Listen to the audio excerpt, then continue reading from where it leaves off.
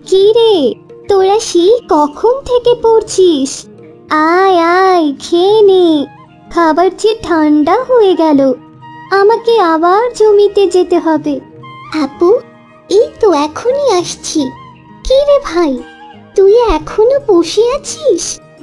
আমার না আজ বুবুর গলাটা কেমন মায়ের মতো শোনাচ্ছে। মাও তো আমাদের এভাবেই ডাকতো যখন আমরা তিনজন একসাথে পড়তে বসতাম। মা বাবা যে কেন অকালে মারা গেল, বুবুরও পড়াশোনা বন্ধ হয়ে গেল। আরে আমি পড়াশোনা করিনি তো কি হয়েছে? আমার যত কষ্টই হোক, তোরা পড়াশোনা করবি। তোদের পড়াশোনা কখনো বন্ধ হতে দেব না। দেখিস, তোদের অনেক নাম হবে একদিন। এখন আয় তো, খেয়ে নে। বুবু, তুমি খেলে না? আমার অনেক কাজ আছে, খাবার সময় নেই। তোরা খা, আমি এসে খেয়ে নেব। ভরা পেটে কাজ করতে গেলে তো হাঁপিয়ে যাব। বুঝিয়েছি, আজও খাবার কম পড়েছে। যেদিন কম খাবার থাকে তুমি সেদিনই খাও না। এসো, আজ আমরা তিনজন ভাগ করে খাবার খাবো।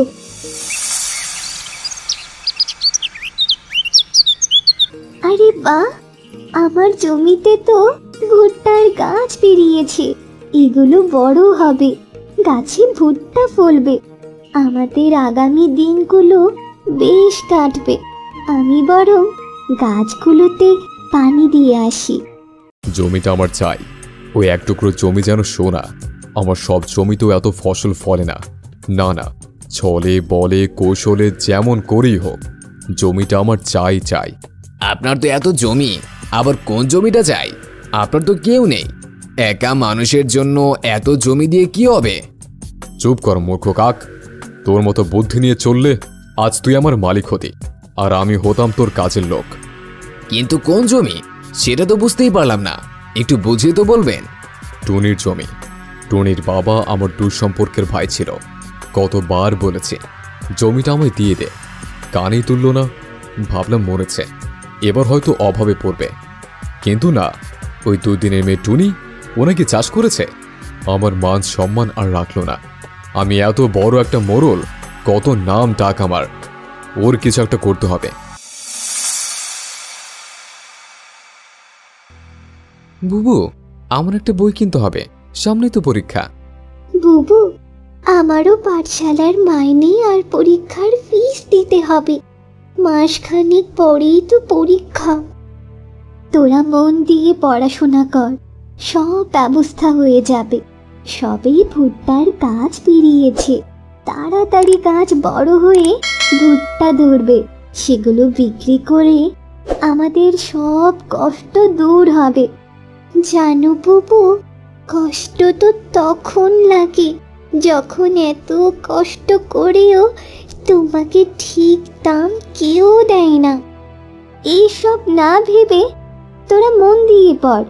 তোরা যখন ভালো চাকরি করবি, তখন আমার সব কষ্ট সফলতায় বদলে যাবে।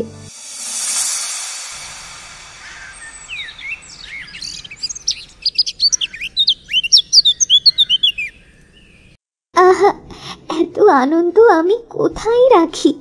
গাছে কত কত ভুট্টা ধরেছে। এমন মিষ্টি সুস্বাদু ভুট্টা তো আর কারো নেই।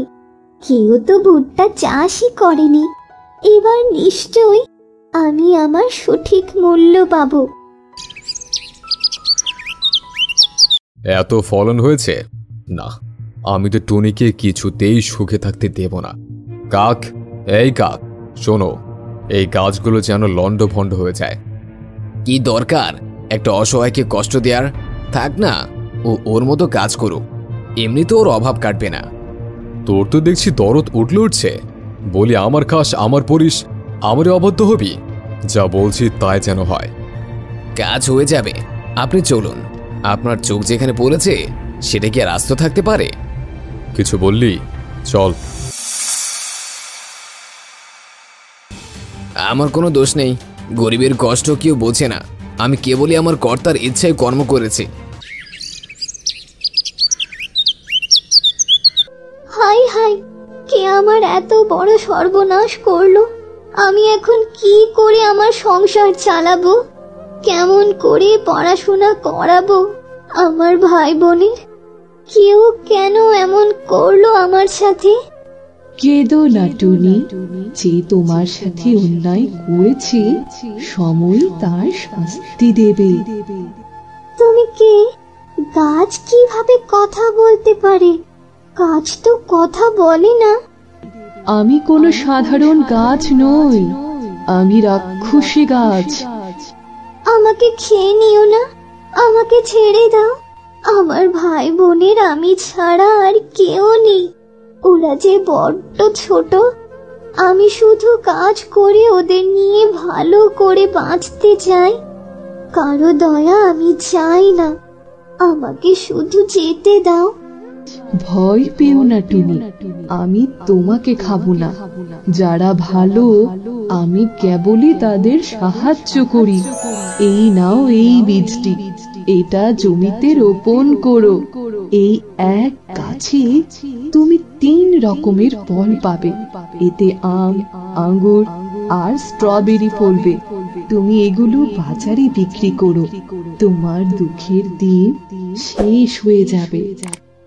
এক গাছে 3 রকমের ফল, এটাও সম্ভব?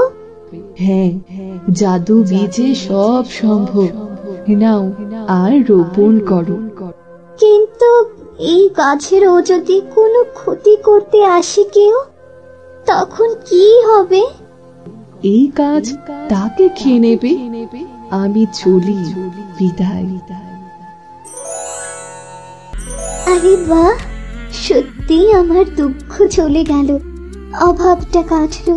এই ফল নিয়ে আমি এখনই বাজারে বিক্রি করব। বেশ কিছু বাজার করব। ভাই বোনকে মজার মজার সব রান্না করে খাওয়াবো।